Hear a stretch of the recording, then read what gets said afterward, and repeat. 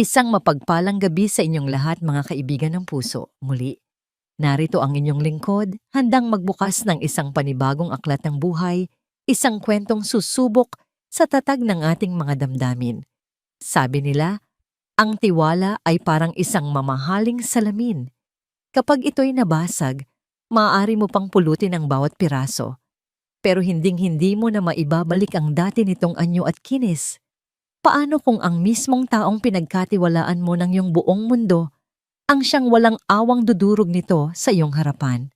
Halina't pakinggan natin ang unang kabanata ng kwentong pinamagatang, Ang Pirma ng Katapusan. Music fades out completely. 10 taon, isang dekada. Para kay Diwa Alcantara, ang 10 taon sa piling ni Dante Montemayor ay isang pangarap na naging katotohanan. Ang bawat umaga ay sasalubungin ng ngiti nito at ang bawat gabi ay magtatapos sa yakap nitong nagbibigay ng kapanatagan. Kaya naman sa kanilang ika-10 anibersaryo, pinaghandaan niya ang lahat. Ang kanilang paboritong restaurant na ngayon ay isinara para lamang sa kanilang dalawa. Ang ilaw ng mga kandila na sumasayaw sa gitna ng kanilang mesa. Ang suot niyang pulang bestida, ang paboritong kulay ni Dante na makita sa kanya. Happy 10th anniversary, mahal ko. Malamig na sabi ni Diwa, ang mga mata niya'y kumikinang sa pag-ibig habang nakatingin sa lalaking kaharap. Ngumiti si Dante, ngunit hindi umabot sa kanyang mga mata ang nangiting iyon. May kakaibang lamig sa titig nito, isang bagay na ngayon lang napansin ni Diwa sa loob ng 10 taon. Happy anniversary, Diwa. Sagot nito, ang boses ay patag at walang emosyon. Hinawakan ni Diwa ang kamay nito sa ibabaw ng mesa.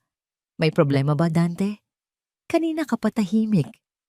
Bumuntong hininga si Dante at marahang binawi ang kanyang kamay. Ang simpleng kilos na yon ay parang isang punyal na tumusok sa puso ni Diwa. Mula sa ilalim ng mesa, may kinuha itong isang brown envelope at isang tablet. Dahan-dahan niya itong ipinatong sa ibabaw ng puting mantel. Ano yan? Naguguluhang tanong ni Diwa. Divorce papers. Simpleng sagot ni Dante.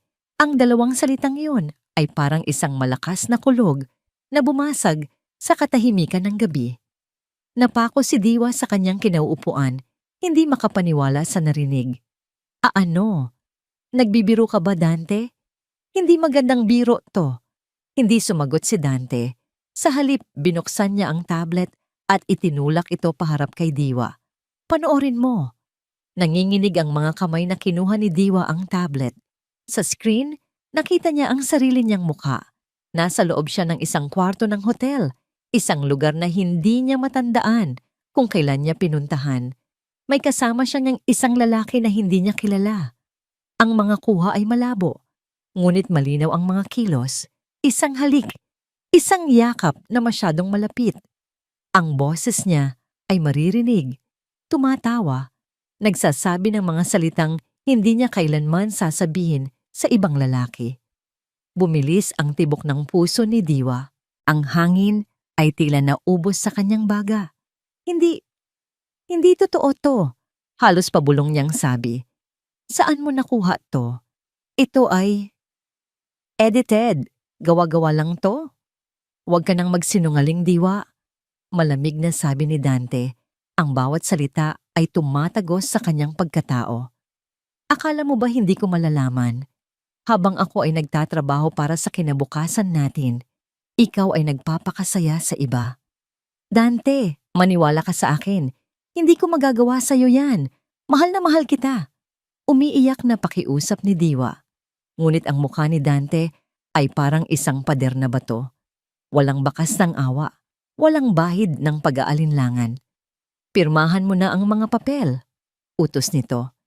I-waive mo ang lahat ng karapatan mo sa mga ari-arian natin at mananatiling sa atin lang dalawa ang video na ito.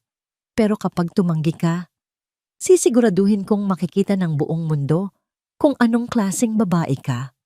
Gumuho ang mundo ni Diwa. Ang lalaking pinangakuan niya ng habambuhay Ang lalaking ama ng kanyang mga pangarap ay siya ngayong nagbabanta na sirain ang kanyang buong pagkatao. Ang kahihiyan, ang eskandalo, hindi niya iyon makakaya. Kinuha ni Dante ang isang ballpen at inilagay ito sa tabi ng envelope. Ang gintong ballpen na yon ay regalo pa ni Diwa sa kanya noong kanilang ika-5 anibersaryo. Walang nagawa si Diwa. Sa gitna ng kanyang mga luhang, walang tigil sa pagpatak, kinuha niya ang ballpen. Ang kamay niya ay nanginginig na halos hindi niya ito mahawakan. Bawat letra ng kanyang pangalan na isinusulat niya sa linya ay parang isang hiwa sa kanyang kaluluwa. Diwa Alcantara, Montemayor. Sa huling pagkakataon, isinulat niya ang pangalang iyon. Pagkatapos ng pirma, binitawan niya ang ballpen na parabang napapaso. Kinuha ni Dante ang mga papel ni hindi man lang tiningnan ang itsura ng asawa. Tumayo siya. Inayos ang kanyang mamahaling coat. Tapos na tayo, Diwa. Saan ako pupunta? Tanong ni Diwa, ang boses ay basag at puno ng kawalan ng pag-asa. Wala na akong pakialam, sagot ni Dante, bago tumalikod at nagsimulang maglakad palayo. Pag-alis ko, may 30 minutos ka para kunin ang mga gamit mo at umalis sa bahay. Huwag mo nang hintaying ako pa ang magpalayas sa'yo. Naiwan si Diwa na mag-isa sa mesang puno ng mga pangarap na ngayon ay abo na lamang. Ilang sandali pa, sa gitna ng pagtangis, pinilit niyang tumayo. Nagmaneho siya pa uwi. Umaasa pa rin na baka ito'y isang masamang panaginip lamang. Ngunit pagdating niya sa gate ng kanilang bahay, ng bahay niya, hinarang na siya ng security guard. Pasensya na po, ma'am. Utos po ni Sir Dante, hindi na daw po kayo pwedeng pumasok. Parang sinampal si Diwa ng katotohanan. Dito na talaga nagtatapos ang lahat. Napilitan siyang iwan ang kanyang sasakyan sa labas. Dala lamang ang kanyang handbag. Naglakad siya palayo sa bahay na minsan niyang tinawag na tahanan. Huminto siya sa kanto, sa ilalim ng isang poste ng ilaw. Nagsimulang pumatak ang ambon, kasabay ng kanyang mga luha. Tumingala siya, at mula sa kinatatayuan niya, tanaw niya ang bintana ng kanilang master's bedroom. Ang ilaw doon ay nakabukas, at sa isang iglap, isang anino ang dumaan sa bintana. Isang anino ng babae. Mahaba ang buhok nito. Balot sa isang roba. Hindi yun ang anino niya. Doon, sa gitna ng malamig na ulan, tuluyang nadurog ang puso ni Diwa. Naunawaan niya ang lahat. Hindi ito tungkol sa isang video. Hindi ito tungkol sa isang kasalanang hindi naman niya ginawa. Mayroon na palang iba. Mayroon na palang kapalit. At siya, si Diwa, ay isang basurang basta na lang itinapon sa labas.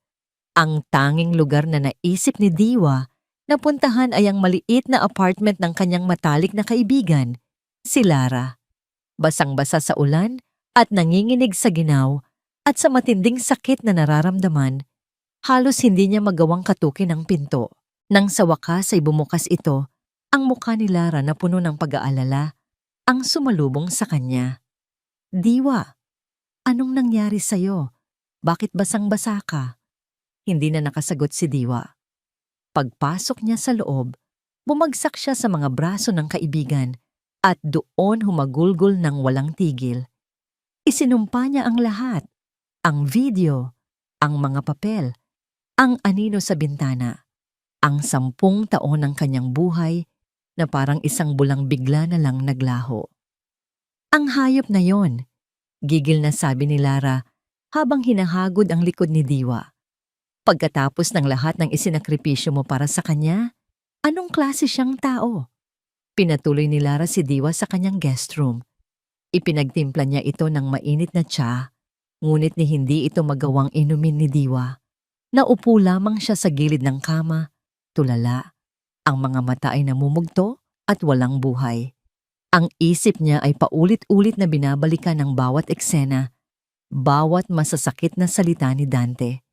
Kinabukasan, hindi pa rin maawat ang kanyang pagluha. Pakiramdam niya ay isa siyang basag na salamin na kahit anong pilit na buuin ay hindi na maibabalik pa sa dati. Upang kahit paano ay maibsan ang bigat sa kanyang dibdib, kinuha niya ang kanyang cellphone, binuksan niya ang kanyang social media account. Ang huling post niya ay isang masayang larawan nilang dalawa ni Dante noong nakaraang linggo na may caption na, "To more decades with you, my love." Parang isang mapait na biro ng tadhana. Sa pag-scroll niya, nakita niya ang mga link sa kanyang mga lumang livestream. Diwa's Kitchen. Iyon ang kanyang munting paraiso, ang kanyang paraan para ibahagi ang kanyang pagmamahal sa pagluluto. Ang bawat video ay puno ng ngiti, ng sigla, ng buhay. Ang diwa sa screen ay ibang-iba sa babaeng nakaupo ngayon sa isang madilim na silid. Pinindot niya ang isang video na may pamagat na Surprise Anniversary Dinner for My Hubby. Ang video ay kuha noong nakaraang taon. Sa video, masaya siyang nagluluto ng paboritong steak ni Dante. Puno ng kilig ang kanyang mga kwento tungkol sa kanilang pagsasama. Sa bandang huli ng video, pumasok si Dante sa kusina at niyakap siya mula sa likuran. Hinalikan siya sa pisngi. Ang mga manonood ay nag-iwan ng daan-daang komento tungkol sa kung gaano sila ka-perfect para sa isa't isa. Mga kasinungalingan, pabulong niyang sabi sa sarili habang pinapanood ang matamis na ngiti ng lalaking sumira sa kanyang buhay. Lahat pala ay isang malaking kasinungalingan. Nagsimula siyang manood ng iba pang mga video isa-isa. Bawat isa ay isang piraso ng alaala na ngayon ay nagdudulot ng kirot. Ang kanyang masayang tawa, ang kanyang mga biro, ang kanyang pagmamahal na buong puso niyang ipinapakita. Lahat ay parang isang palabas na siya mismo ang naging bida nang hindi niya alam na ang direktor pala ay may ibang plano. Pagod na ang kanyang mga mata sa kaiiyak nang mapadpad siya sa isang video na kuha mga 6 na buwan na ang nakalipas. Baking my famous red velvet cake, ang pamagat. Habang pinapanood niya ang sariling mga kamay na nagmamasa ng harina, isang bagay ang pumukaw sa kanyang pansin, isang kumikinang na bagay sa kanyang pulso, isang silver bracelet. Manipis lang ito, may maliit na palawit na hugis araw. Bigla siyang napaupo ng tuwid. Ang bracelet na yon, naalala niya ito ng mabuti. Regalo niya yon sa kanyang sarili noong kanyang huling kaarawan. 3 buwan lamang ang nakalipas. Binili niya yon sa isang maliit na tindahan sa Tagaytay nang mag-isa siyang mamasyal doon. Iyon ang unang pagkakataon na bumili siya ng alahas para sa sarili dahil palagi niyang inuuna ang mga pangangailangan ni Dante. Ngunit ang video na ipinakita sa kanya ni Dante, ang video ng panloloko niya, sigurado siyang suot niya rin ang bracelet na yon doon. Malinaw na malinaw sa isip niya ang kislap ng pilak sa kanyang pulso habang itinataas niya ang kamay para hawakan ang mukha ng lalaking kasama niya sa video. Sandali siyang natigilan. Ang mga humihikbing balikat ay unti-unting tumigil sa paggalaw. Teka, bulong niya sa sarili. Ang utak niya ay nagsimulang magproseso na parang isang makina na matagal nang hindi gumagana at ngayon ay biglang umandar. Ang sabi ni Dante, ang video ay kuha pa noong Mayo base sa investigasyon na ipinagawa raw niya. Ngunit ang kaarawan niya ay noong Hulyo. Binili niya ang bracelet pagkatapos ng petsa na sinasabi ni Dante. Imposible, sabi niya ng mas malakas. Ang boses ay nanginginig hindi na sa lungkot, kundi sa pagkalito. Paano ko susuotin ang isang bagay na hindi ko pa nabibili? Biglang nagbago ang lahat. Ang tila hindi matitinag na katotohanan na ipinukpok ni Dante sa kanya ay biglang nagkaroon ng bitak. Isang maliit na bitak, ngunit sapat na para makapasok ang isang sinag ng pagdududa. Hindi ito pagdududa. Ito ay katiyakan. May mali. May isang malaking mali sa kwento ni Dante. Dali-dali niyang kinuha ang kanyang cellphone. Sa panginginig ng mga daliri, hinanap niya ang pangalan ni Dante. Kailangan niyang itanong. Kailangan niyang sabihin sa kanya na nagkakamali siya. Subalit nang pindutin niya ang call button, isang malamig na boses mula sa operator ang sumagot. "The number you have dialed is currently not in service."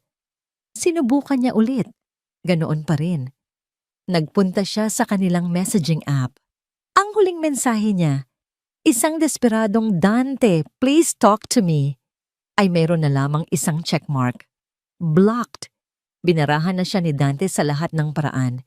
Isinara na nito ang lahat ng pinto at bintana. Ayaw nitong makinig. Ayaw nitong malaman ang katotohanan.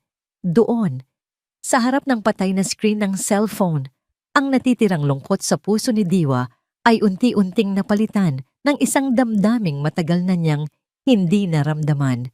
Galit. Isang malamig at matalas na galit. Hindi ito isang simpleng pagkakamali. Ito ay sinadya, binalak, isang bitag na maingat na inihanda para sa kanya. At siya, sa kanyang bulag na pagtitiwala, ay walang kamalay-malay na naglakad patungo rito. "Hindi ako papayag," mariin niyang sabi sa kawalan. "Hindi ako papayag na tapakan mo ang pagkatao ko ng ganito. Hindi na ito tungkol sa nasirang pag-ibig. Ito ay tungkol sa kanyang pangalan, sa kanyang dignidad, na pilit dinudungisan. Kailangan niyang patunayan ang kanyang sarili. Kailangan niyang ilabas ang katotohanan. Ngunit paano? Paano niya lalabanan ang isang video na mukhang totoo?" Sa kanyang pag-iisip, sinimulan niyang halongkatin ang laman ng kanyang handbag, ang tanging pag-aari na nadala niya mula sa dati niyang buhay. Mga lumang resibo, isang lipstick, ang kanyang pitaka. Binuksan niya ang pitaka, nagbabaka sakaling may makita siyang kahit ano na makakatulong. At doon, nakasiksik sa pagitan ng dalawang luma niyang ID, may isang maliit na piraso ng makapal na papel. Isang business card na halos nakalimutan na niya. Naalala niya, mga 2 taon na ang nakalipas bago umalis sa kumpanya ang paborito niyang accountant na si Ethia. Ibinigay nito ang card sa kanya. "Diwa, kung sakaling kailanganin mo ng tulong sa kahit anong bagay na may kinalaman sa computer, tawagan mo lang ang kapatid ko. Magaling yan." Kinuha niya ang card at binasa ang nakasulat. Ang mga salita ay tila tumalon mula sa papel at nagbigay liwanag sa madilim niyang isipan. Sa gitna ng kanyang pagkasira at kawalan ng pag-asa, isang munting sinag ang biglang lumitaw. Hawak ang card na para bang ito ang pinakamahalagang bagay sa mundo. Bumulong si Diwa. "Sinag. Sana ikaw na nga ang sinag na kailangan ko." Kinabukasan, hawak ang business card na para bang ito ang kanyang huling pag-asa. Naghanda si Diwa. Sa unang pagkakataon sa loob ng 3 araw, tinuyo niya ang kanyang mga luha, nagsuklay ng buhok, at pumili ng isang disenteng damit. Hindi na siya ang diwa na nagtatago sa dilim at hinahayaang kainin ng lungkot. Ngayon, isa siyang babaeng may misyon. Ang address na nasa card ay nagdala sa kanya sa isang luma, ngunit malinis na gusali sa isang hindi gaanong mataong kalye sa Quezon City. Wala itong malaking karatula, tanging isang maliit na plaka sa tabi ng pinto ng Room 204, Vergara Digital Solutions. Huminto si Diwa sa harap ng pinto.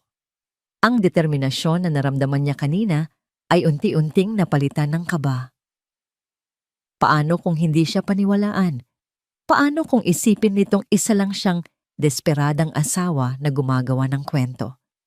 Huminga siya ng malalim, inipon ang lahat ng natitirang lakas ng loob, at kumatok. Ilang sandali ang lumipas bago bumukas ang pinto. Isang lalaking marahil ay nasa early 30s ang bumungad sa kanya. Magulo ang buhok nito, may suot na makapal na salamin at bakas sa mukha ang puyat. Nakasuot ito ng simpleng itim na t-shirt at cargo pants. "Yes?" tanong ng lalaki. Ang boses ay medyo paos. "Hi, hinahanap ko si Mr. Sinag Vergara." Kinakabahang sabi ni Diwa. Tiningnan siya ng lalaki mula ulo hanggang paa. Ako si Sinag. Anong kailangan mo? Medyo natigilan si Diwa sa diretsahang tanong nito. Inilahad niya ang business card. Ako si Diwa Alcantara. Kaibigan ako ng ate mo, si Athea. Binigay niya sa akin to dati. Nang marinig ang pangalan ng kanyang kapatid, bahagyang lumambot ang ekspresyon ni Sinag. Binuksan niya ng mas malaki ang pinto. Tuloy ka. Ang opisina ni Sinag ay maliit at siksik. Ang tanging liwanag ay nagmumula sa 3 malalaking monitor ng computer na nakahanay sa isang mahabang mesa. Ang mga pader ay puno ng mga whiteboard na may mga nakasulat na code at diagram. Amoy kape at teknolohiya ang buong silid. Maupo ka, sabi ni Sinag. Tinuturo ang isang upuan sa harap ng kanyang mesa. Pasensya na sa gulo. Naupo si Diwa, mas lalong kinakabahan. Tila isang ibang mundo ang pinasok niya. Ano ang maitutulong ko sa iyo, Mrs. Alcantara? Tanong ni Sinag habang umuupo rin sa kanyang swivel chair. Dito na nagsimulang manginig muli ang mga labi ni Diwa. Ang tapang na inipon niya ay tila biglang naglaho. Mahirap. Sobrang hirap na ikwento sa isang estranghero ang pinaka-nakakahiyang sandali ng iyong buhay. Gusto ko sanang may ipatingin sa'yo. Simula ni Yaya, ang boses ay halos pabulong. Kinuha niya ang kanyang cellphone at inabot ito kay Sinag. Isang video? Kinuha ni Sinag ang cellphone. Habang nagsisimula siyang magsalita, sinubukan ni Diwa na gawing matatag ang kanyang boses. Ikinwento niya ang lahat. Ang dinner, ang divorce papers, ang banta ni Dante. Hindi niya napigilang tumulo ang ilang taksil na luha habang nagkukwento. Sa buong panahon na nagsasalita si Diwa, hindi siya tiningnan ni Sinag. Ang buong atensyon nito ay nakatuon sa video na paulit-ulit na pinapanood sa maliit na screen. Propesyonal ang kanyang anyo, walang bahid ng paghuhusga, ngunit mayroon ding distansya na para bang isa lamang itong kaso, isang puzzle na kailangang buuin. Nang matapos magkwento si Diwa, isang mabigat na katahimikan ang bumalot sa silid. Tanging ang mahinang ugong ng mga computer ang maririnig. Pagkatapos ng ilang minuto na tila isang oras ang haba, isinuot ni Sinag ang kanyang headphones at muling pinanood ang video. Tumingin siya ng malapitan, inilipat ang video sa isa sa kanyang malalaking monitor at pinabagal ang takbo nito. Paulit-ulit niyang pinanood ang isang partikular na eksena. Ang pagtaas ng kamay ni Diwa at ang kislap ng bracelet sa kanyang pulso. Pagkatapos, tumingin siya kay Diwa sa unang pagkakataon nang may matinding interes. Yung bracelet, sabi niya, may kwento ba yan? Yan. Nagulat si Diwa na yon ang unang napansin nito. Oo, regalo ko sa sarili ko nung Hulyo. Pero ang sabi ni Dante, kuha raw ang video noong Mayo. Tumango si Sinag na para bang kinukumpirma ang isang bagay na nasa isip na niya. Muli siyang bumalik sa kanyang computer, mabilis na nag-type. Maya-maya, humarap siyang muli kay Diwa. Mrs. Alcantara, sabi niya sa isang seryosong tono. Ang paggawa ng peking video ngayon ay hindi na mahirap. Lalo na kung marami kang source material. Isipin mo na lang na parang paggupit ng mga salita mula sa iba't ibang dyaryo para makabuo ng isang ransom note. Ang mga salita ay totoo, pero ang binuong pangungusap ay isang kasinungalingan. Napatitig si Diwa, dahan-dahang nauunawaan ang sinasabi nito. Nakikita ko ang mga senyales, pagpapatuloy ni Sinag. May mga inconsistencies sa ilaw, may bahagyang pagbabago sa audio quality, sa pagitan ng mga salita mo, at higit sa lahat, ang bracelet na sinabi mo. Iyon ang tinatawag naming anchor point of error, isang pagkakamali na nagpapatunay na may ginawang manipulasyon. Sa pagkarinig sa mga salitang iyon, isang malaking tinik ang tila nabunot mula sa dibdib ni Diwa. Sa wakas, may isang taong naniwala sa kanya. May isang taong nakakita sa hindi nakikita ng iba. Isang pakiramdam ng ginhawa ang dumaloy sa kanyang buong katawan. Ibig sabihin, Mapapatunayan natin? Tanong niya. Ang boses ay puno ng nabuhay na pag-asa. Tumango si Sinag. Maaari, pero hindi ito magiging madali. Ang asawa mo, si Dante Montemayor, makapangyarihan siyang tao. Gagamitin niya ang lahat para idiin ka. Ang babala ni Sinag ay isang malamig na hampas ng katotohanan, ngunit hindi na ito nakapagpahina sa loob ni Diwa. Ngayong alam na niyang hindi siya nababaliw at may ebidensya ang kanyang pinanghahawakan, handa na siyang harapin ang anumang ibato sa kanya. Gagawin ko ang lahat, matatag niyang sabi. Tinitigan siya ni Sinag ng ilang sandali na para bang sinusukat ang kanyang determinasyon. Pagkatapos, tumango ito. Sige, tutulungan kita. Tumayo si Sinag at nagsimulang maglakad-lakad sa maliit na espasyo. Ang isip ay malalim na nagtatrabaho. May nakita akong pattern sa video. Ang mga kilos, ang mga salita, hindi ito galing sa iisang source lang. Base sa preliminary analysis ko, galing ito sa 3 magkakaibang live stream mo. Huminto siya at humarap kay Diwa. Ang mga mata ay seryoso sa likod ng kanyang salamin. Kailangan nating mahanap ang mga orihinal na file bago niya ito tuluyang burahin.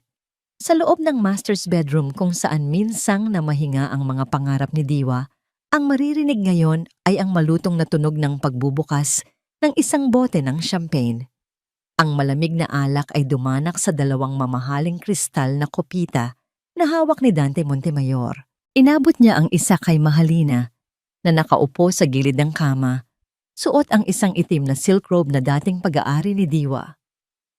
To us, sabi ni Dante. Itinaas ang kanyang kopita. To our new beginning. To us, sagot ni Mahalina. Ang kanyang nangiti ay matamis ngunit ang mga mata ay may bahid ng pag-aalinlangan. Nginitian niya si Dante at uminom. Napakadali ng lahat, Dante. Parang masyadong madali. Tumawa si Dante, isang tawang walang kagalakan, puno ng pagmamataas.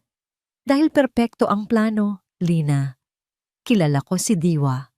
Ang kahihiyan ang pinakamalaki niyang kahinaan.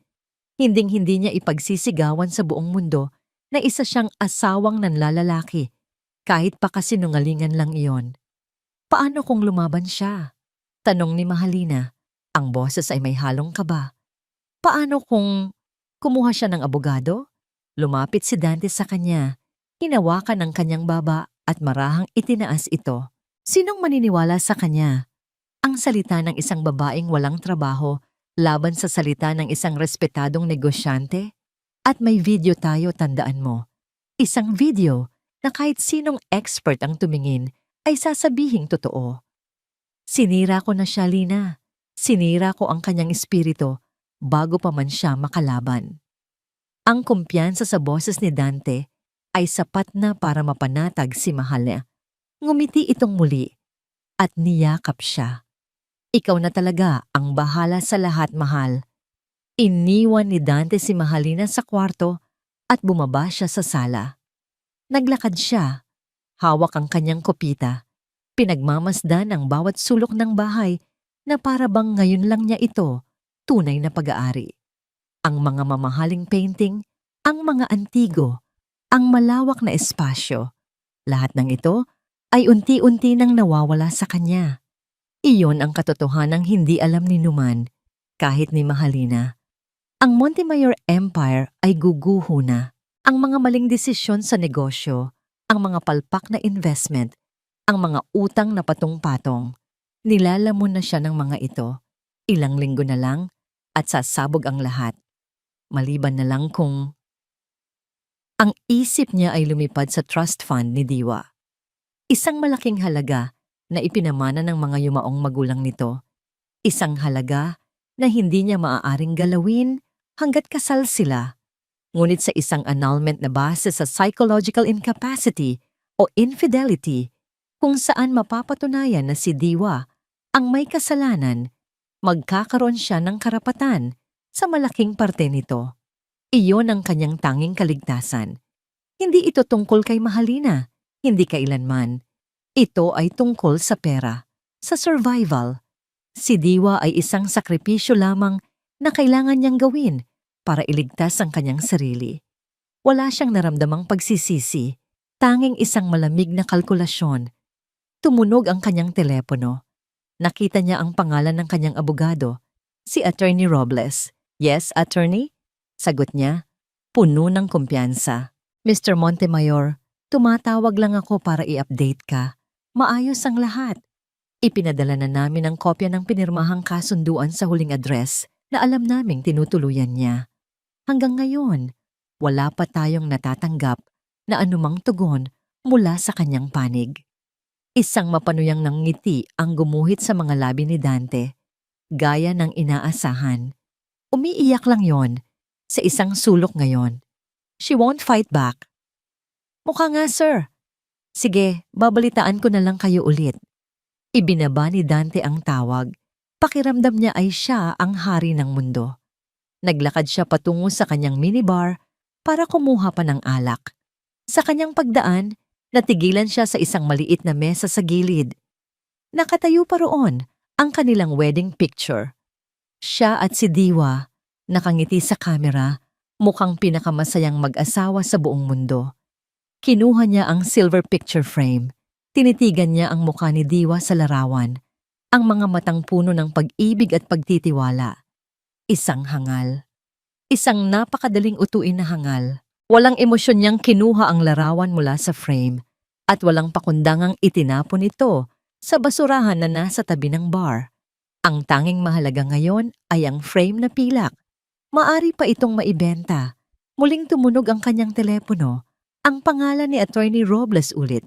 Nagtaka siya, ngunit sinagot pa rin ito. "Yes, Attorney? May problema ba?" Sa kabilang linya, ang boses ng abogado ay hindi na kasing kalmado. Mayroon itong bahid ng pagkaalarma. "Mr. Montemayor," sabi ng abogado, "may hindi inaasahang pangyayari. May natanggap kaming sulat, isang opisyal na sulat mula sa Saligan and Associate Law Firm." Nawala ang nangiti sa mukha ni Dante. "Anong sabi sa sulat?" Nag-aalangang sumagot si Attorney Robles. Kinakatawan daw nila si Gyong Alcantara. Sandaling katahimikan. At Mr. Montemayor, itinatanggi niya ang lahat ng akusasyon. Halos sa tinggabi na nang tumunog ang telepono ni Diwa. Sa loob ng halos isang linggo, naging normal na sa kanya ang magtrabaho kasama si Sinag. Ibinigay niya ang access sa kanyang mga lumang cloud accounts, mga social media profiles, lahat ng maaring pagkunan ni Dante ng materyales para sa kanyang masamang obra. "Diwa," sabi ng boses ni Sinag sa kabilang linya. Walang paligoy-ligoy, ngunit may bigat at intensidad sa kanyang tono. "Pumunta ka dito sa opisina. Ngayon na." Hindi na nagtanong si Diwa. May naramdaman siyang kaba na may halong pananabik. Kinuha niya ang kanyang susi. Nagpaalam sa natutulog na si Lara at mabilis na nagbook ng sasakyan papunta sa opisina ni Sinag. Pagdating niya, ang pinto ay bahagyang nakaawang na. Pumasok siya sa isang silid na mas madilim kaysa dati. Ang tanging nagbibigay liwanag ay ang 3 monitor na nagniningning na parang mga bintana sa ibang mundo. Nakaupo si Sinag sa harap ng mga ito, ang muka ay sinisinagan ng puting ilaw, tila isang general na nagmamasid sa kanyang mapa ng digmaan. "Halika, maupo ka," sabi niya nang hindi lumilingon. Umupo si Diwa sa upuan sa tabi niya. Ang kanyang mga mata ay agad na napako sa mga screen. Sa gitnang monitor, ang video na sumira sa kanyang buhay. Paulit-ulit.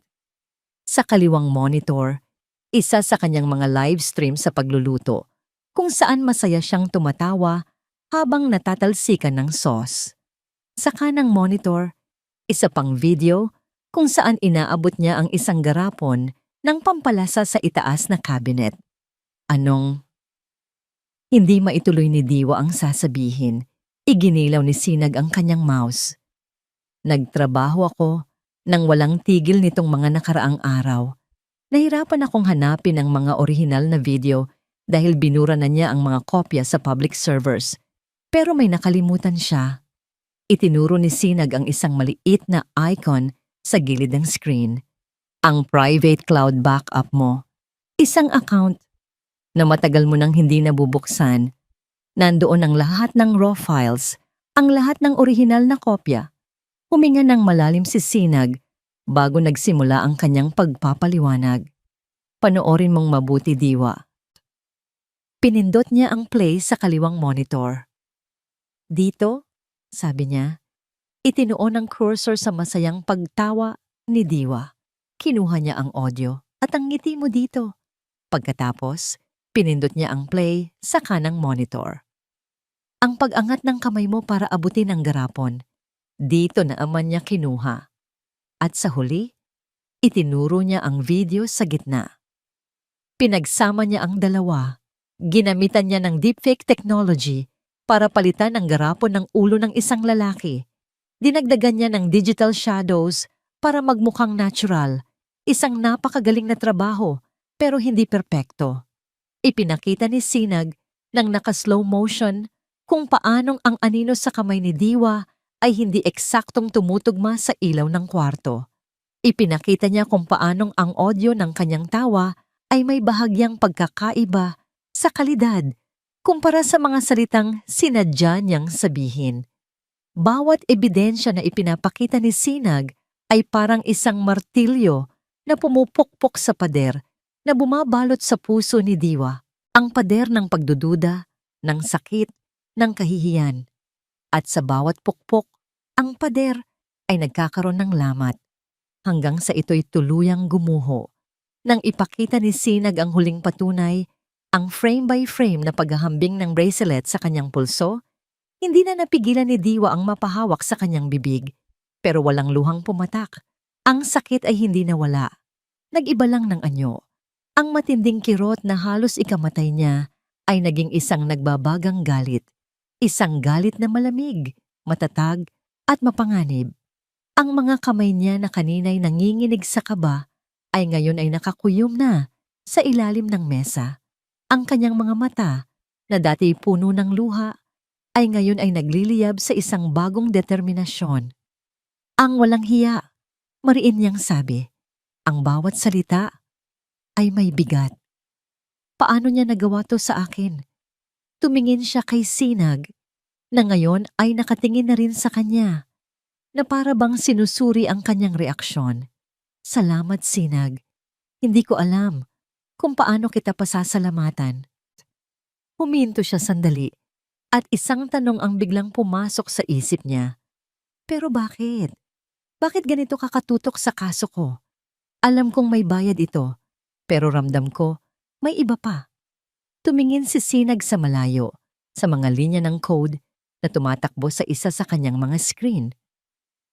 Isang mabigat na katahimikan ang muling namayani. Nang sa wakas ay magsalita siya, ang boses niya ay may bahid ng pait na matagal nang kinikimkim. Dahil hindi lang ikaw ang sinira niya. Tumingin siya ng diretso sa mga mata ni Diwa. Dahil si Dante Montemayor din ang sumira sa buhay ng ate ko. Parang isang bombang sumabog ang mga salitang yon sa loob ng maliit na opisina. Natigilan si Diwa, si Athea. Ang mabait at matalinong si Athea. Ang ate ko, si Athea. Pagpapatuloy ni Sinag, ang boses ay puno ng pigil na galit. Ay ang pinakamagaling na accountant sa kumpanya niya. Siya ang unang nakapansin sa mga questionableng transaksyon, sa mga pondong nawawala. Tinangka niyang kausapin si Dante, pero sa halip na pakinggan, tinakot siya. Pinilit siyang pumirma sa mga dokumentong magtatakip sa pagnanakaw nito. Nang tumanggi si ate, gumawa si Dante ng kwento. Inakusahan niya ang ate ko ng pandaraya. Tinanggal siya sa trabaho. Siniguradong na blacklist siya sa lahat ng kumpanya. Nawala ang lisensya niya. Nasira ang pangalan niya. Nasira ang buhay niya dahil sa pagiging tapat. Ngayon, naiintindihan na ni Diwa ang lahat. Ang dedikasyon, ang mga gabing walang tulog. Hindi lang ito trabaho para kay Sinag. Ito ay personal. Ang laban na to, sabi ni Sinag, ang mga mata ay nag-aapoy. Hindi lang para sa'yo, Diwa. Tumayo si Diwa. Lumapit siya sa bintana at tumingin sa dilim ng gabi sa labas. Ngunit sa kanyang isip, ang nakikita niya ay ang nagliliwanag na landas sa hinaharap. Hindi na siya nag-iisa. Humarap siya kay Sinag. Ang mukha ay puno ng isang determinasyong hindi matitinag. Kung ganon, sabi niya, sabay nating ibagsak ang demonyong iyon. Ang gusali ng Saligan and Associates Law Firm ay matayog at gawa sa salamin at bakal, isang testamento sa kapangyarihan at impluensya. Habang papasok sa umiikot na pinto, naramdaman ni Diwa ang isang pamilyar na kaba. Ito ang mundo ni Dante, isang mundo ng pera, kapangyarihan, at mga taong sanay na manalo. Ngunit ngayon, hindi na siya ang dating Diwa na matatakot dito. Sa tabi niya, tahimik na naglalakad si Sinag, bitbit ang isang itim na laptop bag na naglalaman ng kanilang pinakamalakas na sandata. Ang sumalubong sa kanila ay isang babaeng nasa mid-40s. Matikas ang tindig, matalas ang mga mata, at nakasuot ng isang navy blue power suit. Siyempre si Attorney Lorna Saligan ang senior partner ng law firm, kilala sa pagiging isa sa pinakamahusay na litigation lawyers sa bansa. Mrs. Alcantara, Mr. Vergara, maupo kayo. Sabi ni Attorney Saligan, ang boses ay kalmado ngunit may bigat ng awtoridad. Sa loob ng conference room, inilatag ni Diwa ang lahat. Ikinuwento niya muli ang kanyang istorya, ngunit sa pagkakataong ito, wala nang panginginig sa boses, wala nang pag-aalinlangan. Ang kanyang pagsasalaysay ay malinaw, direkta, at puno ng matibay na paninindigan. Pagkatapos, si Sinag naman ang nagsalita. Binuksan niya ang kanyang laptop at isinalang ito sa malaking screen sa dingding. Sa paraang simple at madaling maintindihan, ipinakita niya ang bawat piraso ng ebidensya, ang paghahambing ng mga video, ang audio analysis, ang anchor point of error na bracelet. Habang nagsasalita si Sinag, si Attorney Saligan ay tahimik lamang na nakikinig. Ang kanyang mga mata ay hindi bumibitiw sa screen. Ang kanyang mga daliri ay magkasalikop sa ibabaw ng mesa. Hindi siya nagpakita ng anumang emosyon, ngunit ramdam ni Diwa ang matinding atensyon na ibinibigay nito sa bawat detalye. Nang matapos ang presentasyon, nanatili ang katahimikan sa loob ng ilang sandali. Kahanga-hanga, Mr. Vergara, sabi ni Attorney Saligan. Sa wakas ay tumingin kay Sinag. Pagkatapos, bumaling siya kay Diwa. At kahanga-hanga ang iyong katatagan, Mrs. Alcantara. Sumandal siya sa kanyang upuan. Ang kaso ng diborsyo na isinampa niya laban sa iyo ay malinaw na fraudulent. Ang ebidensya ninyo ay napakatibay, ngunit hindi tayo dapat tumigil diyan. Tumingin si Attorney Saligan sa kanila ng may determinasyon. Hindi lang natin siya sasagutin. Kakasuhan natin siya pabalik, libel, defamation of character, psychological abuse under the Vauci Law. At kung mapapatunayan natin na ginawa niya ito para makuha ang iyong trust fund, maaari pa tayong magsampa ng kasong attempted estafa. Habang naririnig ni Diwa ang mga legal na terminong yun, pakiramdam niya ay nabibigyan ng pangalan ang bawat sakit at kahihiyan na ipinaramdam sa kanya ni Dante. Hindi na lamang ito isang personal na away, isa na itong laban para sa katarungan. Sa mga sumunod na araw, ang Saligan and Associates ay mabilis na kumilos. Isang opisyal na tugon ang ipinadala sa kampo ni Dante, na formal na tumatanggi sa lahat ng akusasyon at nagbabantang magsasampa ng countersuit. Ang epekto ay agaran. Isang hapon, habang pauwi si Diwa sa apartment ni Lara, nakatanggap siya ng isang tawag mula sa isang unknown number. Nag-aalangan man, sinagot niya ito. Hello? Akala mo ba matatalo mo ako, Diwa? Ang boses ni Dante, malamig, mapanganib, puno ng pagbabanta. Nanigas si Diwa sa kanyang kinatatayuan. Napakalaki ng tiwala mo sa bago mong abogado, ah. Pagpapatuloy nito na may halong pangungutya. Pero tandaan mo to, sa mundong ito, ang pera pa rin ang nagpapatakbo ng lahat at mas marami akong pera kaysa sayo. Tapos na akong matakot sayo, Dante. Matatag na sagot ni Diwa. Kahit pa kumakabog ng malakas ang kanyang dibdib. Isang mapait na tawa ang narinig niya sa kabilang linya. Tingnan natin kung gaano katagal yang tapang mo. Pagkatapos noon, nagsimula na ang panggigipit. Isang courier ang dumating sa apartment ni Lara. Nag-abot ng isang makapal na envelope para kay Diwa. Sa loob, isang cease and desist letter mula sa mga abogado ni Dante na inaakusahan siya ng harassment at pagkakalat ng malisyosong impormasyon, isang malinaw na paraan ng pananakot. Ngunit sa halip na matakot, mas lalong tumibay ang loob ni Diwa. Dinala niya ang sulat kay Atty. Saligan. Good, sabi ng abogado matapos basahin ito. This is a sign of desperation. Natatakot na siya. Kasama si Atty. Saligan. Bumuo sila ng isang matatag na sagot na nagsasabing ang katotohanan ay hindi harassment at handa silang harapin siya sa korte. Isang gabi, habang papalabas si Diwa mula sa isang grocery store, naramdaman niyang may sumusunod sa kanya. Lumingon siya at nakita ang isang lalaking mabilis na umiwas ng tingin. Pabilis siya ng lakad at pagdating sa isang maliwanag na lugar, lumingon siyang muli. Wala na ang lalaki. Pagdating niya sa bahay, nanginginig niyang ikinuwento ito kay Sinag sa telepono. Mag-iingat ka, Diwa, babala ni Sinag. Hindi natin alam ang kaya niyang gawin. Kinabukasan, isang mensahe ang pumasok sa kanyang telepono. Mula sa isang hindi rehistradong numero, isang litrato. Ang litrato ay kuha mula sa malayo, ngunit malinaw na siya yon. Papasok sa gusali ng Saligan and Associates. Kasunod ng litrato ay isang maikling text message. Mag-ingat ka sa mga ginagawa mo. Para kay Sinag Vergara, ang mundo ay binubuo ng datos. Mga linya ng code, mga encrypted file, mga digital footprint.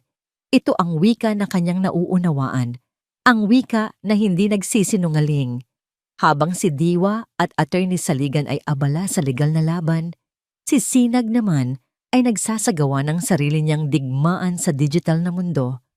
Ang pagmamanipula sa video ni Diwa ay hindi lamang isang simpleng krimen para sa kanya.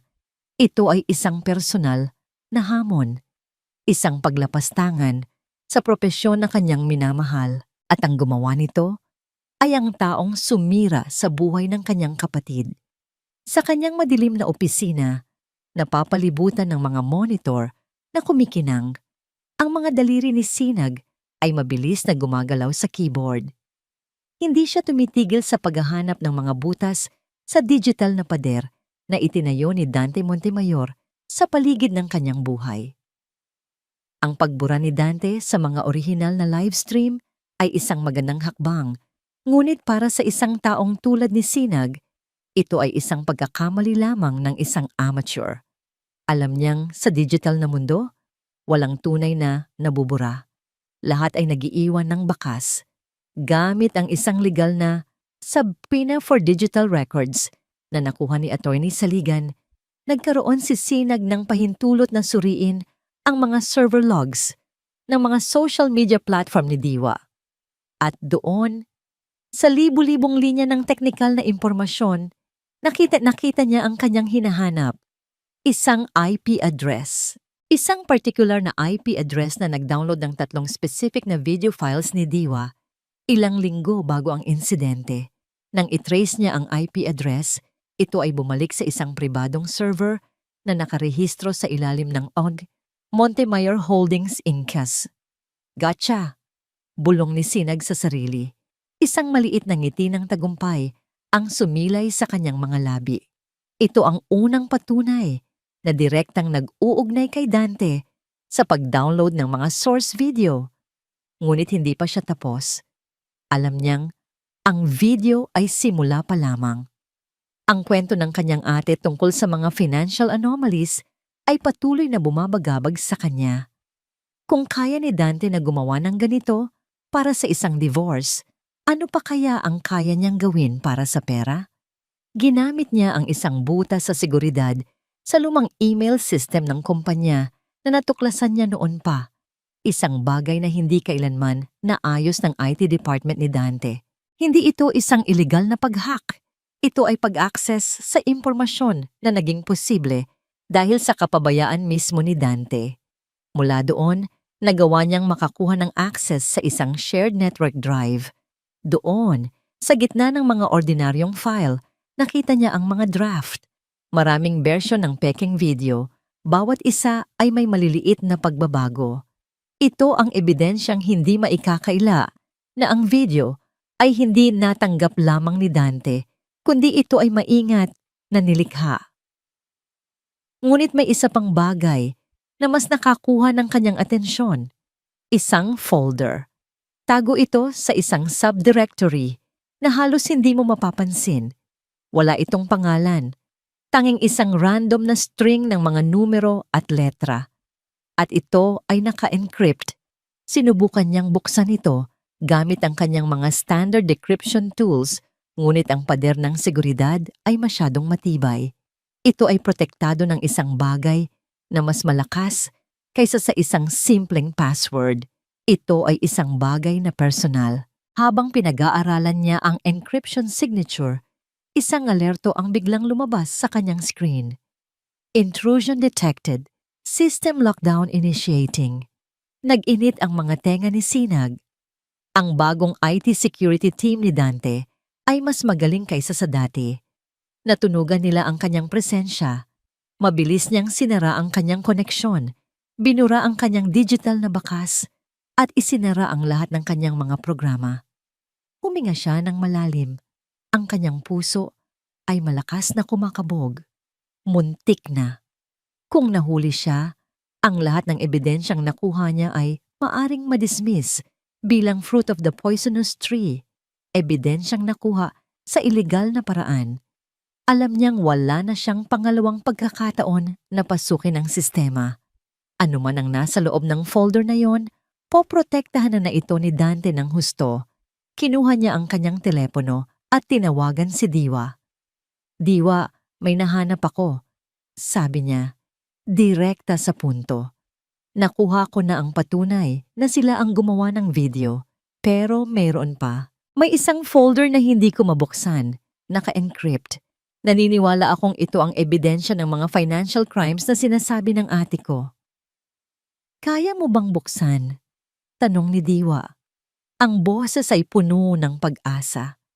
Umiling si Sinag kahit hindi siya nakikita ni Diwa. Hindi sa ganito. Ang encryption ay masyadong personal. Hindi ito isang simpleng algorithm. Kailangan nito ng isang specific na key o isang passphrase na tanging ang lumikha lang ang nakakaalam. Narinig niya ang pagbuntong hininga ni Diwa sa kabilang linya. Hindi ko ito mabubuksan. Pag-uulit ni Sinag, ang boses ay may halong frustrasyon. Kailangan natin ng isang bagay na galing mismo kay Dante. Ang hangin sa loob ng korte ay mabigat at malamig. Para kay Diwa, ang bawat paghinga ay tila isang pakikibaka. Ito ang unang pagkakataon na muli niyang makikita si Dante pagkatapos ng gabing iyon, ang gabing winasak nito ang kanilang mundo. Nakaupo siya sa pagitan ni Attorney Saligan at Sinag na nagboluntaryong sumama bilang technical consultant. Ang kanyang mga kamay ay maginaw at bahagyang nanginginig sa ilalim ng mesa, ngunit ang kanyang likod ay tuwid at ang kanyang tingin ay nakatuon sa harap. Hindi niya hahayaang makita ni Dante ang kanyang takot at pagkatapos, pumasok siya. Si Dante Montemayor, sa kanyang mamahaling Italian suit, ay naglakad sa loob ng korte na para bang pag-aari niya ito. May kumpiyansa sa bawat hakbang. May ngiti sa kanyang mga labi habang kinakamayan ang kanyang abogado, si Attorney Robles. Sa likod niya, nakasunod si Mahalina, nakasuot ng isang simpleng bestida, sinusubukang magmukhang isang inosenteng biktima, nang sa wakas ay magtama ang kanilang mga mata sa kabilang dulo ng silid. Isang kuryente ng galit at sakit ang dumaloy sa pagitan nila. Ang ngiti ni Dante ay bahagyang nawala, napalitan ng isang malamig na titig, isang babala. Ngunit hindi umiwas si Diwa. Tinitigan niya ito pabalik. Ipinapakita sa kanyang mga mata ang isang lakas na hindi nito inaasahan. Nagsimula ang pagdinig. Unang tumayo si Attorney Robles. Ang kanyang boses ay malakas at puno ng drama. Umaalingaw-ngaw sa buong silid. Your Honor, simula niya. Ang kliyente ko, si Mr. Dante Montemayor, ay isang taong may dangal at integridad. Isang mapagmahal na asawa na ang tanging hangad ay isang tapat na pagsasama. Ngunit ang kanyang tiwala ay sinira. Ang kanyang puso ay dinurog ng isang babaeng hindi na kontento sa pagmamahal na ibinigay sa kanya. Habang nagsasalita si Attorney Robles, naramdaman ni Diwa ang mga mata ng mga tao sa korte na nakatingin sa kanya, mga matang mapanghusga. Gusto niyang magtago, gusto niyang magpalamon sa lupa. Ngunit naramdaman niya ang marahang pagtapik ni Attorney Saligan sa kanyang braso, isang paalala na manatiling matatag. At mayroon kaming ebidensya, Your Honor. Pagpapatuloy ni Attorney Robles. Isang malinaw at hindi maikakailang ebidensya ng kanyang pagtataksil. Ipinakita sa malaking screen ng korte ang video. Sa pangalawang pagkakataon, pinanood ni Diwa ang kanyang sarili na nakikipaghalikan sa isang estranghero. Ang bawat ungol, bawat tawa ay parang mga karayom na tumutusok sa kanyang pagkatao. Narinig niya ang mga bulungan sa paligid, ang mga mahinang paghatol. Nang matapos ang video, isang mapang-asar ng ngiti ang sumilay sa labi ni Dante. Tapos na ang laban, tila sinasabi ng kanyang mga mata. Ngunit pagkatapos, tumayo si Attorney Saligan. Kalmado, tahimik. Ang kanyang presensya ay kabaligtaran ng maingay na drama ni Attorney Robles. Your Honor, sabi niya sa isang malinaw at matatag na boses, ang aming panig ay mariing itinututol ang pagpasok ng video na ito bilang ebidensya. Dahil ang video na ito na ipinipinta ang aking kliyente bilang isang makasalanan ay isang ganap na kasinungalingan, isang bulungan ng pagkagulat ang kumalat sa korte. Maging si Dante ay bahagyang naalarma.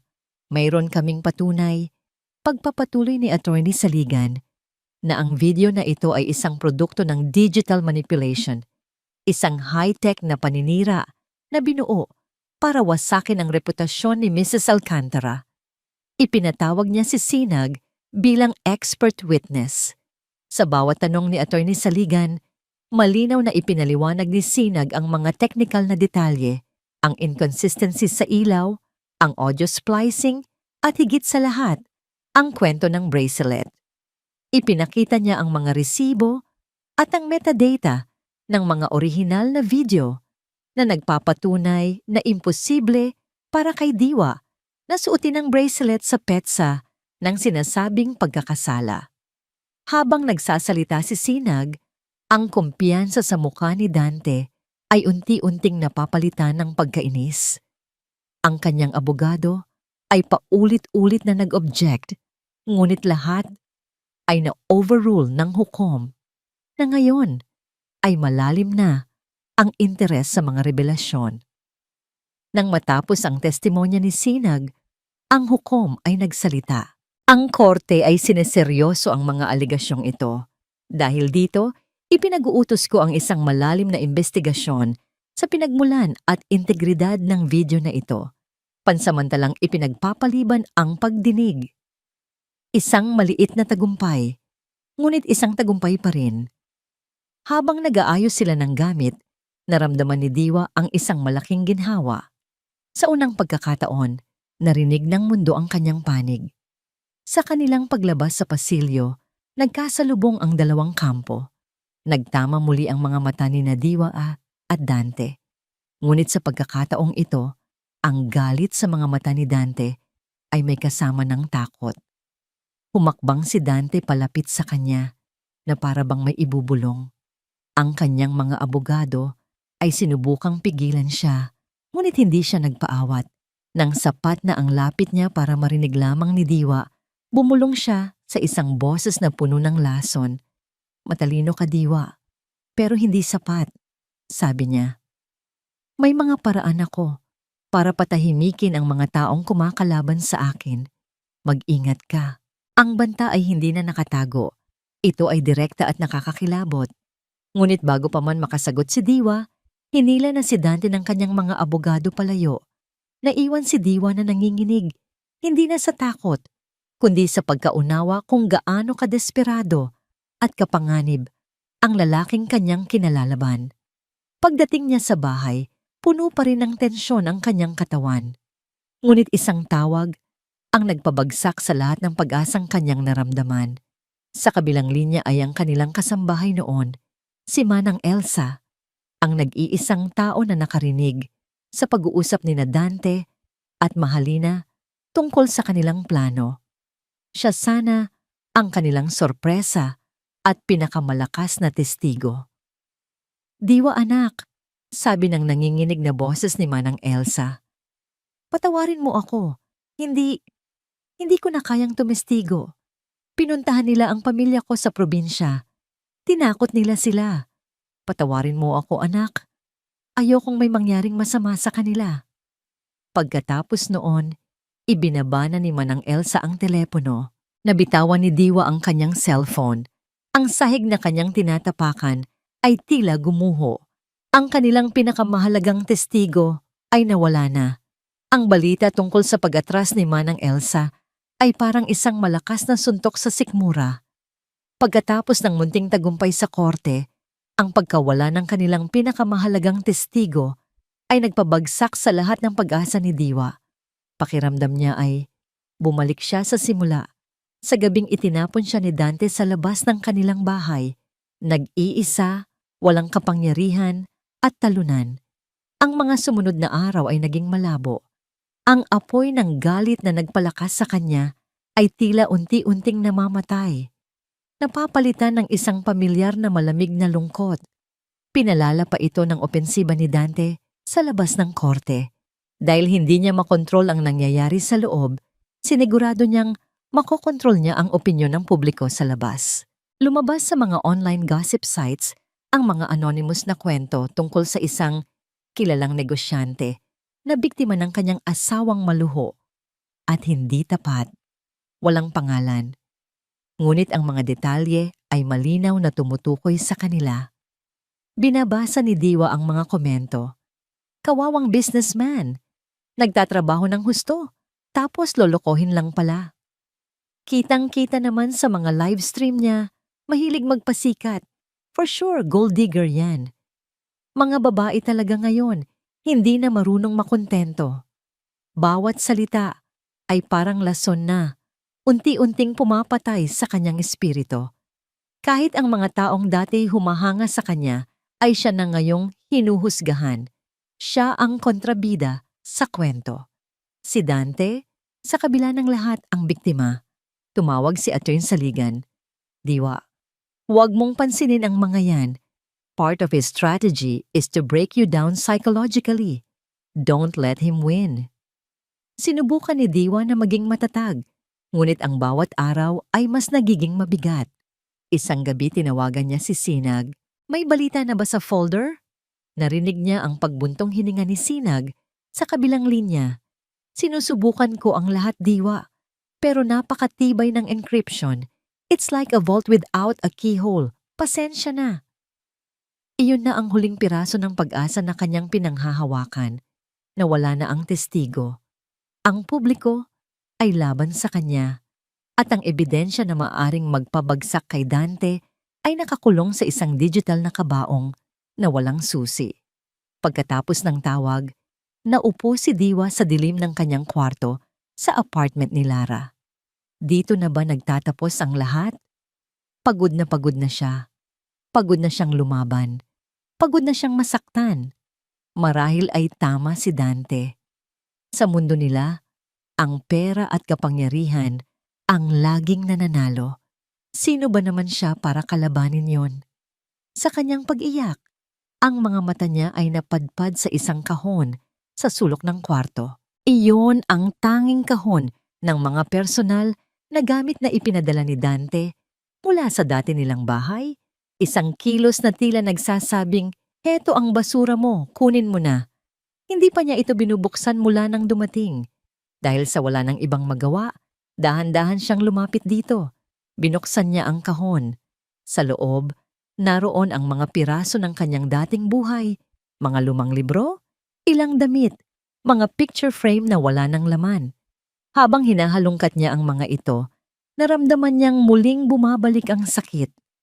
Ang bawat bagay ay may kaakibat na alaala. Mga alaala na ngayon ay puro kasinungalingan na lamang. Kinuha niya ang isang makapal na photo album. Sa pabalat, nakaukit ang mga salitang "Our first 5 years."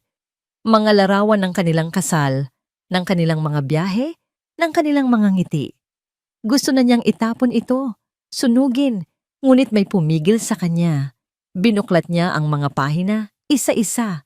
Tinignan niya ang mga mukha nila. Mas bata, mas payat, puno ng mga pangarap.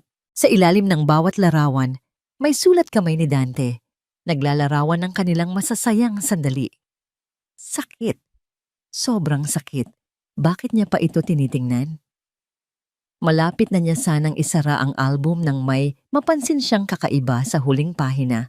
May nakaumbok sa ilalim ng larawan nila na kuha sa kanilang lumang apartment. Maingat niyang inangat ang gilid ng litrato. Nakatago sa ilalim nito ay isang maliit at kakaibang susi. Hindi ito susi sa pinto o sa sasakyan. Mukha itong susi para sa isang maliit na kahon. Sa tabi ng susi, may isang maliit na piraso ng papel na nakatupi. Binuksan niya ito. Nakasulat dito ang isang address. Ang address ng isang bangko sa Makati. At sa ilalim isang numero. Safety Deposit Box in 7 Kong. Napatitig si Diwa sa susi at sa papel. Hindi niya ito matandaan. Hindi niya alam na meron silang safety deposit box. Ano ang laman nito? Bakit ito itinago ni Dante sa ilalim ng isang lumang litrato? Sa gitna ng kanyang gabi, ng kawalan ng pag-asa, isang maliit na kislap ng misteryo ang biglang lumitaw. Hindi niya alam kung ano ito, ngunit ito'y isang bagay na bago. Isang bagay na hindi pa niya alam. Isang bagay na maaaring magbago ng lahat. Hoy, kinabukasan, ang bigat ng kawalan ng pag-asa na bumabalot kay Diwa ay napalitan ng isang kakaibang enerhiya. Isang pinaghalong kaba, pag-asa at takot. Hawak ang maliit na susi at ang piraso ng papel. Nagtungo siya sa address ng bangko sa Makati. Ang loob ng bangko ay malamig at tahimik. Ang bawat tunog, ang pag-click ng kanyang takong sa makintab na sahig, ang mahinang pag-ubo ng isang teller ay tila mas malakas kaysa karaniwan. "Good morning, ma'am. How may I help you?" Tanong ng isang babaeng bank employee na may nakangiting mukha. "Gusto ko sanang i-access ang isang safety deposit box," sabi ni Diwa. Sinusubukang panatilihing kalmado ang kanyang boses. Ipinakita niya ang susi at ang papel na may numero. Ang pangalan sa account ay nakarehistro sa Mr. Dante and or Mrs. Diwa Montemayor. Ang ibig sabihin, may karapatan siyang buksan ito ng mag-isa. Habang pinoproseso ng empleyado ang kanyang ID, hindi mapigilan ni Diwa na isipin kung ano ang naghihintay sa kanya sa loob. Pera ba? Mga dokumento? Mga alahas na itinago ni Dante? Dinala siya ng empleyado sa isang silid na puno ng mga metal na pinto. Ang vault, ang hangin sa loob, ay mas malamig pa. Kinuha ng empleyado ang kanyang master key, isinabay sa susi ni Diwa at binuksan ang maliit na pinto ng box sa Semerfan. Isang mahabang metal na kahon ang inilabas at ipinatong sa isang mesa sa isang pribadong viewing room. "Iwan ko na po muna kayo, ma'am," magalang na sabi ng empleyado bago isara ang pinto. Naiwan si Diwa na mag-isa, nakatitig sa kahon. Ang puso niya ay dumadagundong sa kanyang dibdib. Dahan-dahan, itinaas niya ang takip. Ang kanyang inaasahan ay agad na naglaho. Walang pera, walang alahas, walang mga titulo ng lupa. Ang tanging laman ng kahon ay isang luma at manipis na kwaderno. Isang simpleng notebook na may itim na pabalat, ang klase na mabibili sa anumang bookstore. Sa isang iglap, isang alon ng pagkadismaya ang bumuhos sa kanya. Ito lang, nagpunta siya dito para sa isang lumang notebook. Halos isara na niya ang kahon sa sobrang inis. Ngunit may pumigil sa kanya. Bakit ito itatago ni Dante sa isang safety deposit box kung hindi ito mahalaga? Kinuha niya ang kwaderno. Amoy luma ito, amoy ng mga papel na matagal nang nakatago. Nang buksan niya ito, ang sulat kamay ni Dante mula sa kanilang mga unang taon ang sumalubong sa kanya. Ito ay isang journal. Ang journal ni Dante mula noong sila'y magkasintahan pa lamang. Ang bawat pahina ay puno ng mga kwento tungkol sa kanilang mga daye, mga pangarap nila para sa hinaharap, mga tula na isinulat nito para sa kanya. Habang binabasa niya ang mga salitang puno ng pagmamahal at pangako, ang kanyang mga mata ay nagsimulang mamasa. Ang sakit ay bumalik, ngunit may kasama itong galit. Sinungaling, bulong niya. Lahat ng ito, kasinungalingan. Bakit niya ito binabasa? Para saktan ang sarili? Itinuloy niya ang pagbuklat na para bang gusto niyang hanapin ang eksaktong sandali kung kailan nagsimulang maging kasinungalingan ang lahat. At pagdating niya sa huling pahina, natigilan siya. Ang huling pahina ay iba. Hindi ito isang entry sa journal. Ito ay isang listahan. Nakasulat sa itaas ang titulong, My Legacy Goals. Sa ilalim nito ay mga bullet points. Close the deal with the Japanese investors. Acquire the Laguna property. Expand Montemayor Holdings to Visayas. Mga ordinaryong plano sa negosyo. Ngunit ang huling item sa listahan ang nagpatigil sa kanyang paghinga. Password for the legacy. The name of my first pet. Paulit-ulit niyang binasa ang mga salitang iyon. Password for the legacy. Ang legacy o Montemayor legacy. Iyon ang pangalan ng encrypted folder na sinabi sa kanya ni Sinag. Biglang nagliwanag ang lahat sa kanyang isipan. Ito ang susi. Hindi isang pisikal na susi, kundi isang piraso ng impormasyon na tanging siya na nakakakilala sa nakaraan ni Dante ang maaring makaalam. Ang unang alagang hayop ni Dante. Naalala niya ang kwento nito. Isang aso na namatay noong bata pa siya. Isang pangalan na minsan lang nitong nabanggit sa kanya sa isang gabing naglalambingan sila. Isang pangalan na imposibleng malaman ng iba. Nanginginig ang kanyang mga kamay. Kinuha niya ang kanyang telepono, ang kanyang puso ay kumakarera na parang isang kabayong walang preno. Hinanap niya ang numero ni Sinag. Sinag! Halos pasigaw niyang sabi nang sumagot ito. Nasa bangko ako. May nahanap ako. Isang lumang journal ni Dante. Journal? Naguguluhang tanong ni Sinag. Oo, pero hindi yon ang mahalaga. Ang password. May nakasulat dito. Ang password para sa legacy. Ang pangalan daw ng una niyang alagang hayop. Isang sandaling katahimikan sa kabilang linya. Pagkatapos ay narinig niya ang mabilis na pag-type ni Sinag. Diwa, sabi ni Sinag, ang boses ay puno ng pagkasabik. Alam mo ba ang pangalan? Huminga ng malalim si Diwa. Inaalala ang gabing iyon, ang kwento ni Dante. Oo, naalala ko. Ibinigay niya ang pangalan. Isang simple, halos nakakatawang pangalan para sa isang aso. Teka, sabi ni Sinag. Narinig ni Diwa ang sunod-sunod na pag-click ng keyboard. Ang bawat segundo ng paghihintay ay parang isang walang hanggan. At pagkatapos, Diwa, sabi ni Sinag. Ang boses ay nanginginig sa hindi makapaniwalang tono. Bumukas. Bukas na ang folder. Isang malakas na hininga ang pinakawalan ni Diwa. Isang hiningang hindi niya namalayang pinipigil niya. Anong laman? Tanong niya. Lahat, Sagot ni Sinag. Nandito ang lahat. Ang mga spreadsheet ng mga pekeng kumpanya, ang mga bank transfer records sa mga offshore accounts, ang mga email niya sa kanyang accountant na nag-uutos na itago ang mga transaksyon. Nandito ang buong blueprint ng kanyang pagnanakaw, Diwa. Ang lahat ng ebidensya. Napasandal si Diwa sa upuan. Ang mga tuhod ay nanghihina sa sobrang ginhawa at tensyon. Hawak na nila ngayon ang sandata. Ang bombang magpapasabog sa mundo ni Dante Montemayor. Ang huling pagdinig ay bukas na. Sabi niya, ang boses ay puno ng isang bagong kapangyarihan. Alam ko, sagot ni Sinag.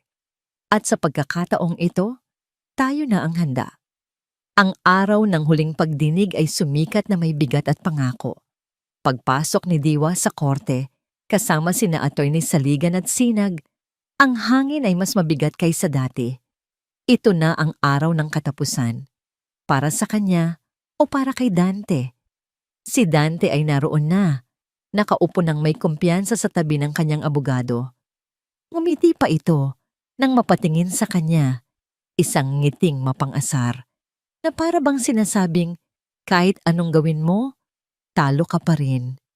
Hindi niya alam na ang mundong kanyang ginagalawan ay malapit ng gumuho.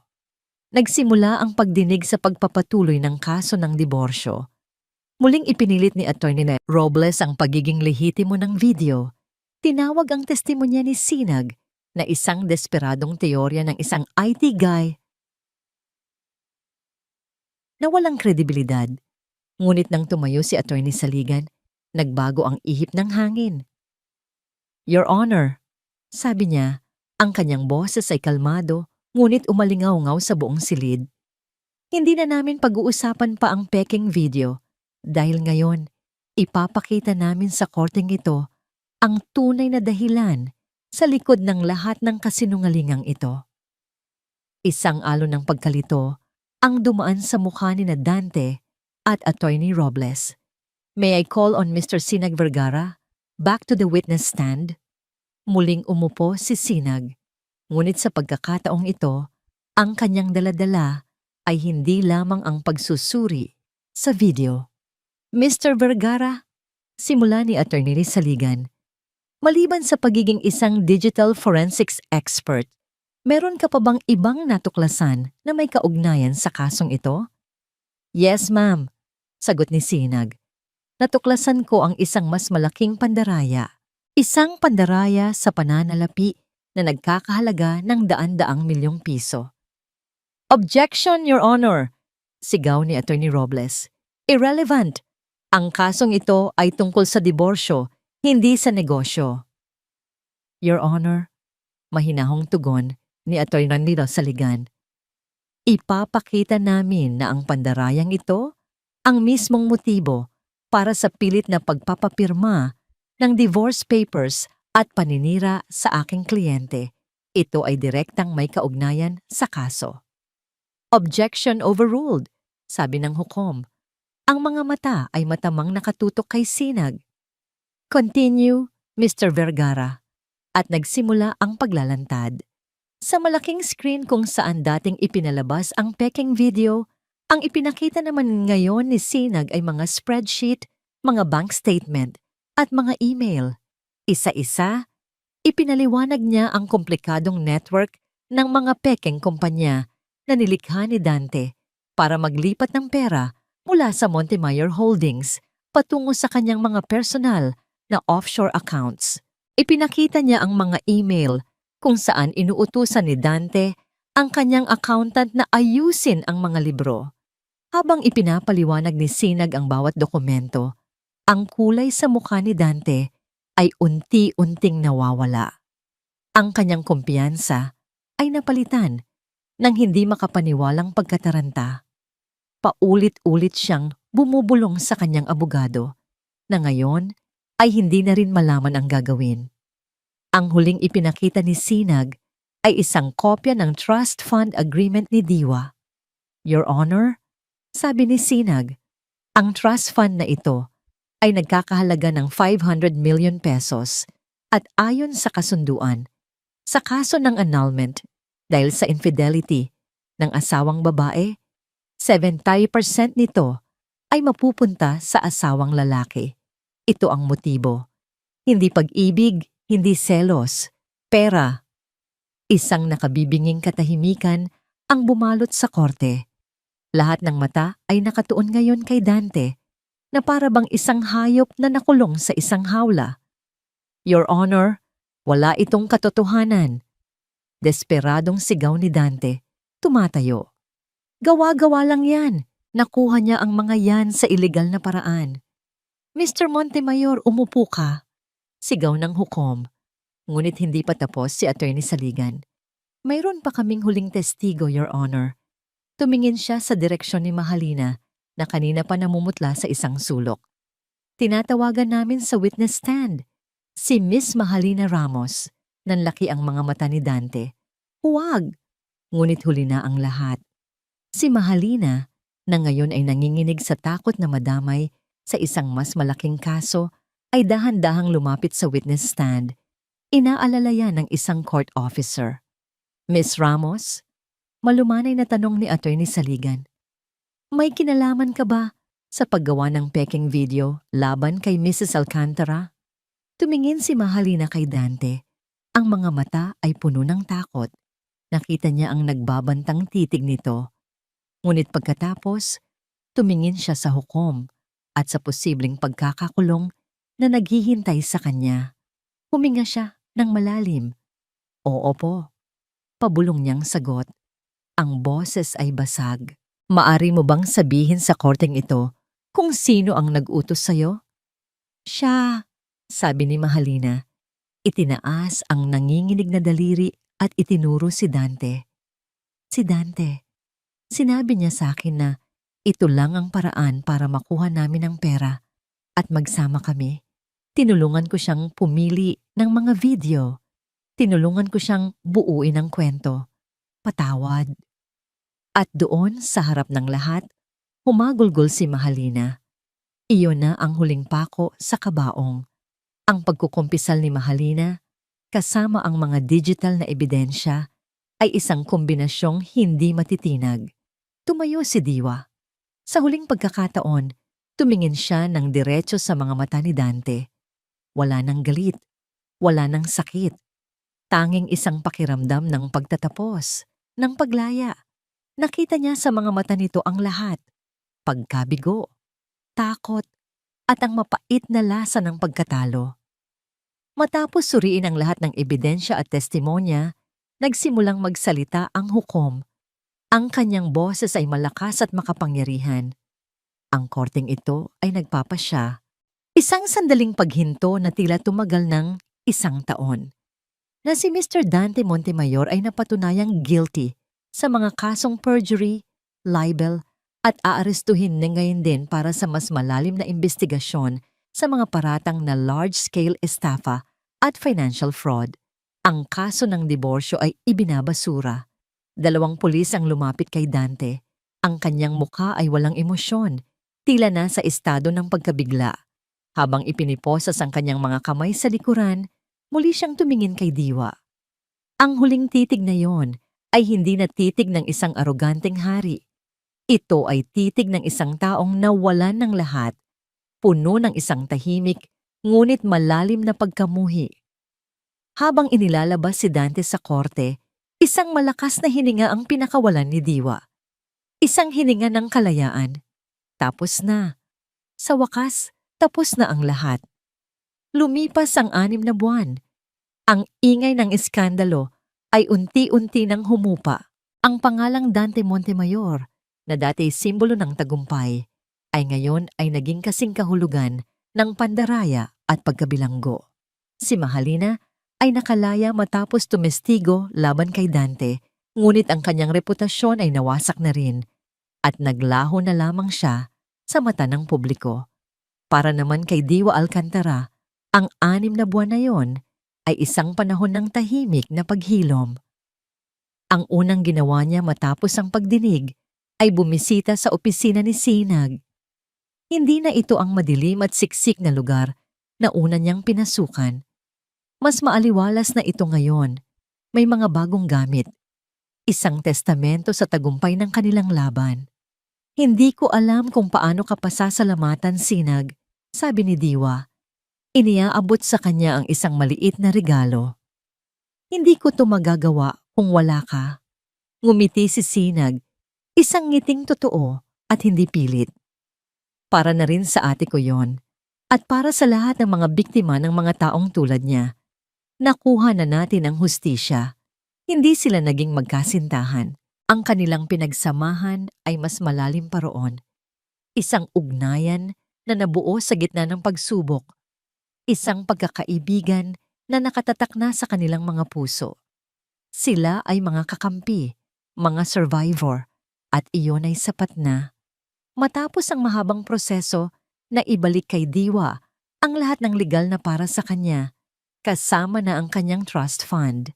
Ang unang reaksyon niya ay ibenta ang lahat ng ari-ari ang may kaugnayan kay Dante. Ang bahay, ang mga sasakyan, ang mga alahas. Ayaw niya ng anumang bakas ng nakaraan. Ngunit habang tinitingnan niya ang malaking halaga sa kanyang bank account, isang ideya ang nabuo sa kanyang isipan. Ang pera, na siyang dahilan ng lahat ng kasakiman at kasamaan, ay maaari ring gamitin para sa kabutihan. Itinatag niya ang Diwa Foundation, isang maliit na organisasyon na ang layunin ay magbigay ng legal at psychological na suporta sa mga kababaihang biktima ng psychological abuse at panloloko. Isang hapon, sa maliit na opisina ng kanyang foundation, kinausap niya ang unang batch ng mga babaeng kanyang tinutulungan. Habang nakikinig siya sa kanilang mga kwentong halos kapareho ng sa kanya, nakita niya sa kanilang mga mata ang parehong sakit at kawalan ng pag-asa na minsan niyang naramdaman. Ngunit sa pagkakataong ito, hindi na siya ang biktima. Siya na ang nagbibigay ng pag-asa. Ang unang hakbang, sabi niya sa kanila, ang kanyang boses ay mahinahon ngunit puno ng lakas. Ay ang paniwalaan na kayo ay may halaga, na ang inyong dignidad ay hindi kayang sirain ng sinuman. Isang araw, dumating ang isang sulat mula kay Attorney Saligan. Sa loob nito ay ang huling dokumento, ang final decree ng kanyang annulment. Ang kanyang pagiging Montemayor ay opisyal ng nabura. Siya na muli si Diwa Alcantara. Malaya. Kinuha niya ang kanyang cellphone, binuksan ang kanyang contacts at hinanap ang pangalan ni Dante. Tinitigan niya ito sa huling pagkakataon at pagkatapos, pinindot ang delete contact. Sa isang simpleng pagpindot, ang huling digital na koneksyon niya sa lalaki ay nawala na rin. Isang umaga, nagising si Diwa bago pa sumikat ang araw. Nagmaneho siya papunta sa isang pamilyar na lugar, isang beach sa Batangas kung saan madalas silang magpunta ni Dante noon. Habang naglalakad siya sa dalampasigan, ang malamig na buhangin ay dumadampi sa kanyang mga paa. Ang alon ay marahang humahalik sa pampang na para bang binubura ang lahat ng bakas na naiwan. Tumayo siya roon, mag-isa, nakaharap sa dagat. Pinanood niya ang unti-unting paglabas ng araw sa abot tanaw. Ang dilim ng gabi ay dahan-dahang nagbigay daan sa isang ginintuang liwanag. Ang bawat sinag ng araw na tumatama sa kanyang mukha ay parang isang mainit na yakap, isang pangako ng isang bagong simula. Walang paghihiganti sa kanyang puso. Walang galit. Tanging kapayapaan. Nahanap na niya ang kanyang sarili, hindi sa piling ng ibang tao, kundi sa loob ng kanyang sariling katatagan. Ang babaeng winasak ng panloloko ay muling nabuo, mas matibay, mas matalino, at higit sa lahat, mas buo. Huminga siya ng malalim, pinuno ang kanyang baga ng sariwang hangin ng karagatan. At sa unang pagkakataon, sa loob ng napakatagal na panahon, ngumiti si Diwa Alcantara. Isang ngiting para lamang sa kanyang sarili, isang ngiti ng isang babaeng malaya. At dito po nagtatapos ang makulay at mapaghamong kwento ni Diwa. Mula sa kaibuturan ng aking puso, nais ko pong magpasalamat sa inyong lahat. Salamat sa pagsama ninyo sa bawat kabanata, sa bawat luha, at sa bawat pagbangon ni Diwa. Ang inyong pakikinig at pagsubaybay ang nagsilbing inspirasyon upang mabigyan ng boses at katarungan ang kanyang paglalakbay. Habang isinusulat ko ang kwentong ito, ramdam na ramdam ko ang bigat sa dibdib ni Diwa sa mga unang kabanata. Ngunit kasabay ng kanyang paglalakbay, naramdaman ko rin ang unti-unting pag-usbong ng pag-asa at ang nag-alab na tapang sa kanyang puso. Ang kwento ni Diwa ay isang paalala sa ating lahat na ang ating tunay na halaga ay hindi nasusukat sa opinyon o pagmamahal ng iba, kundi sa kung paano natin tinitingnan at ipinaglalban ang ating sarili. Ito'y isang patunay na kahit sa pinakamadilim na gabi ng ating buhay, mayroong laging sisikat na bagong umaga, lalo na kung tayo mismo ang magiging sarili nating sinag. Nais ko pong marinig ang inyong saloobin. Anong aral ang pinakapumatak sa inyong puso? Sa anong bahagi ng kwento kayo pinakanaantig? Ang inyong mga komento ay nagbibigay buhay at inspirasyon sa manunulat na tulad ko. Hanggang sa ating susunod na pagkikita sa panibagong kwento ng buhay at pag-ibig. Pusong Pinoy Tale.